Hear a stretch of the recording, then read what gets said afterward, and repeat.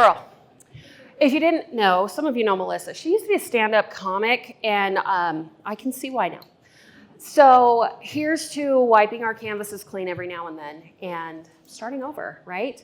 A thought occurred to me while Melissa was speaking that she spent many, many days, one time, just looking at clouds and organizing clouds by their qualities and their traits. Perhaps that experience is what has led her to where she is now, where she can see kids that might be struggling or might be troubled or have more going on under the surface. But she can see those backlit kids, those frontlit kids, those sidelit kids, the sunrise kids and the sunset kids for who they really are and offer them support. So thank you. All right, let's keep going because we have 4 more amazing stories to hear. You guys doing okay out there? Everybody's good? All right. There's water in the back if you need it. I have gotten spoiled to moist Pacific Northwest air, so this Utah air, it's very dry, but it's okay. There's plenty of water back there. All right, our next speaker is a published author, which she will tell you all about, and a mom of 3, which she will also tell you all about. And here to share her journey tonight of letting herself bloom is Jen Banks. Well, I need to pick on my husband for a minute just because he's here, tease him a little bit. When we were first married, I had a big race, and I told him that the finish line would be by McDonald's and that I would meet him there. It was in a canyon, and so he dropped me off and we parted ways. Well, I got to the finish line and nobody was there to greet me. He was literally at McDonald's, so I'm grateful he's here today and he made it the whole way here. So, in Thailand, there are many statues of Buddha. Some are small, some are big, and they're all made of different materials. One particular ordinary-looking Buddha statue stands 10 feet tall and is made of clay. During the 1950s, they needed to move this statue from a Buddhist monastery over to a temple in Bangkok. One of the workers during the movement noticed that there was a crack in the skull of the statue. So he investigated a little bit and was very surprised at what he saw. He got out his chisel and was starting to peel back layers. He saw something shiny, and come to find out, this statue was actually made of solid gold. This was only in the 1950s, but it is known that hundreds of years ago, monks covered the statue with clay to preserve its true value. The Burmese armies were about to invade Thailand, and so they covered it and preserved it so that it would remain for its true value. It now is worth over $240 million. Just like that statue, we often cover ourselves or our true worth with layers. Layers of doubt, insecurity, fear, and we begin to forget our true worth.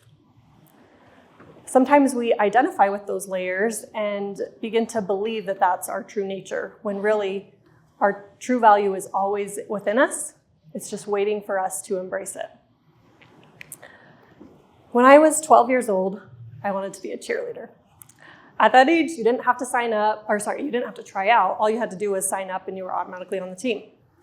I loved the dances, the outfit, the choreographed dance and the cheers. It was all just so fun for me. But I looked around and felt like I wasn't as pretty as the other girls. I was sharing this with my coach, and she said, well, we need nice cheerleaders too.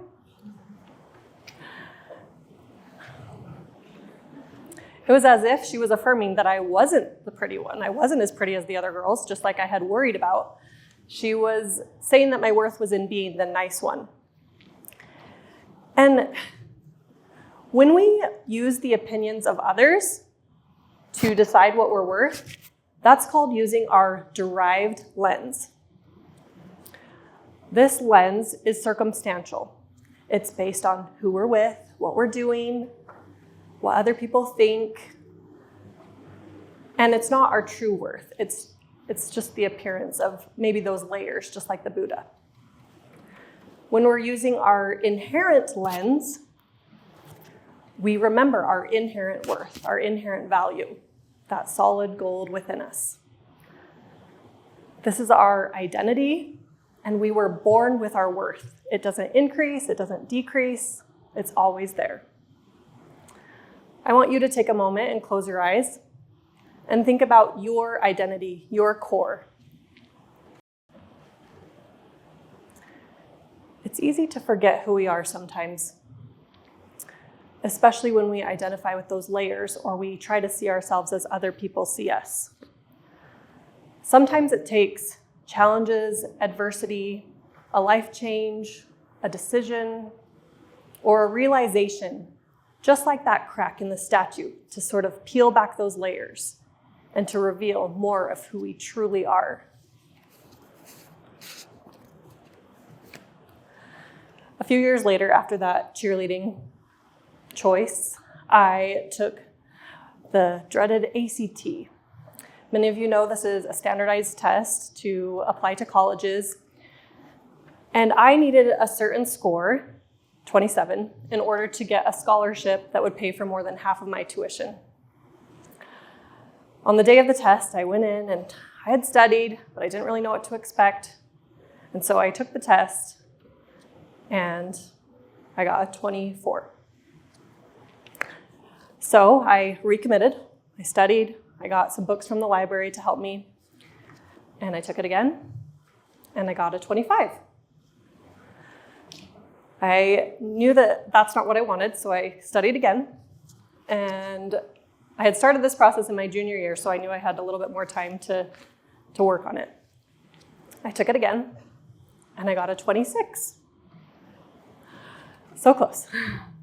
Each time I took it, it was peeling back some of those layers because I had to work through the doubt, the comparison, the worry. What if I wasn't capable? What if I couldn't get there? All my other friends are seeming to do this just fine. Why can't I? So I took it again, and I got a 26 again. I was so determined, so I took it again. This would be my 5th time, and I got a 27. I was so excited, just checking the computer that day. I was in disbelief, but I had revealed my true character, which was grit and persistence and not giving up.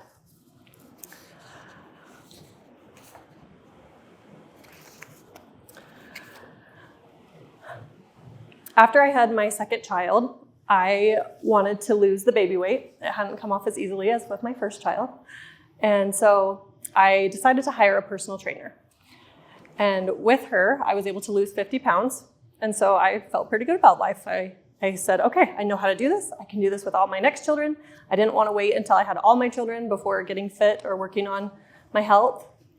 And so the real test, though, that true adversity came after my 3rd child, where I had a difficult pregnancy, I had diastasis recti, and I couldn't exercise the way I had learned with my personal trainer, the way I was used to.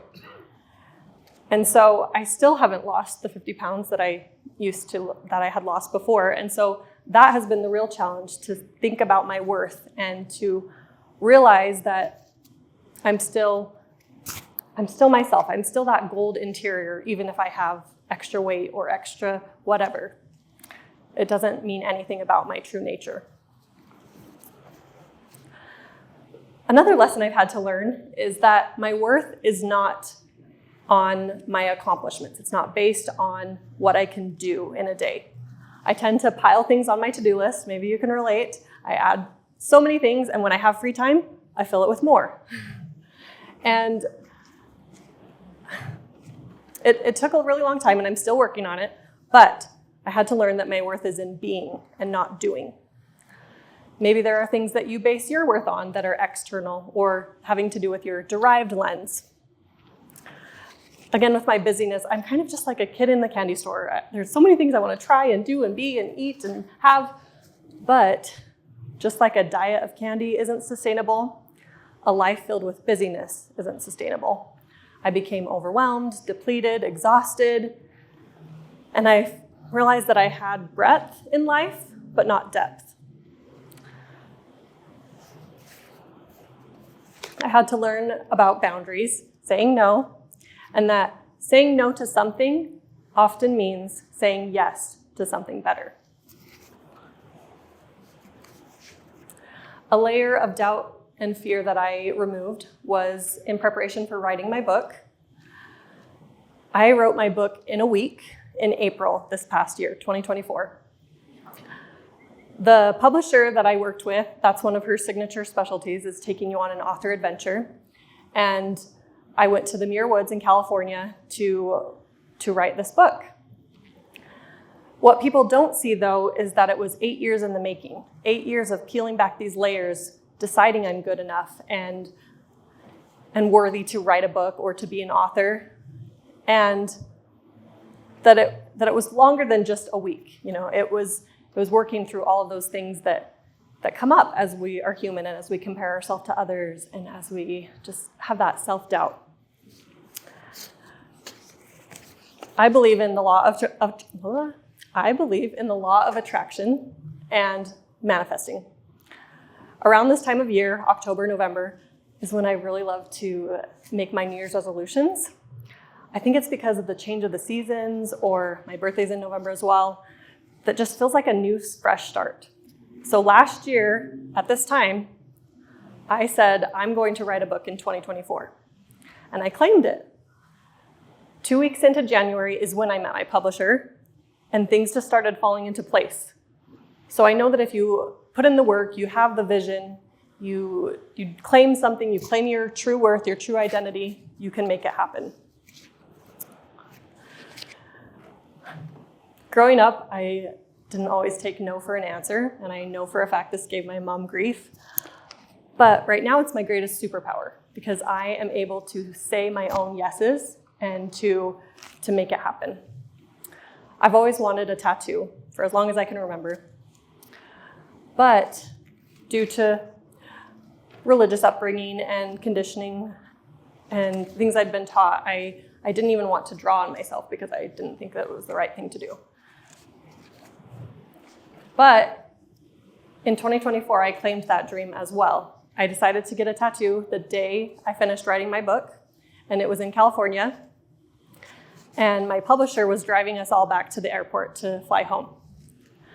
Little did she know I had been planning this the whole week, and I had looked and I had found the tattoo parlor. I'd made sure I didn't need to have an appointment. I looked up the reviews, the ratings, and I was gonna make it happen. So early in the week, I kind of planted some seeds along the way, and I was expressing to her, I said, this would be a great time to get a tattoo. Great time to symbolize this journey, this experience, this such a great mark of what I had accomplished. And she's like, oh yeah, that'll be cool. And I think she said something about finding a local tattoo artist and really make sure you find the right one, and all of these lessons that she had learned. So again, we're driving to the airport on this last day, and I say, hey, there's this tattoo parlor not very far. It's like on the way.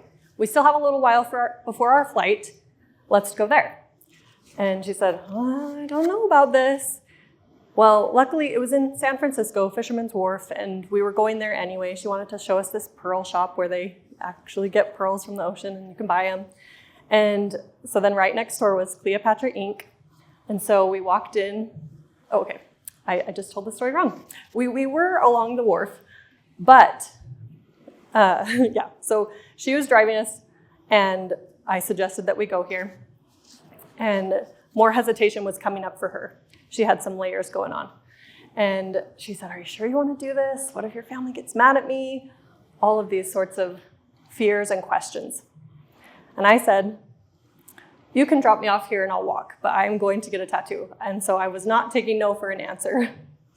So she dropped me off, and then later she joined us after she had worked through those things, and she said, sorry, it was just things that were coming up for me with my ex-husband and all of those sorts of things. But she was there to support me in the journey, and it's right here on my arm. It says become, and it matches the cover of my book. It's a flower on the cover of my book. So my book is called Let Yourself Bloom, and it's about maintaining your identity in motherhood specifically.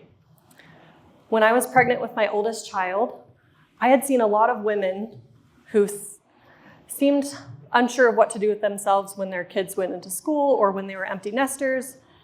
And I decided right then that I wasn't going to lose my identity. I made a goal that I was going to pursue my dreams right alongside motherhood. And I did it. My book was published before my son was even 2. And it's a big job to hold motherhood and something else, but it's possible. We don't have to sacrifice our dreams. We can be a mom and. I want you to think about a dream that you have. Close your eyes and think about something that you want to accomplish this next year. Now think about those layers. What fears, expectations, or beliefs are covering your brilliance, your gold interior?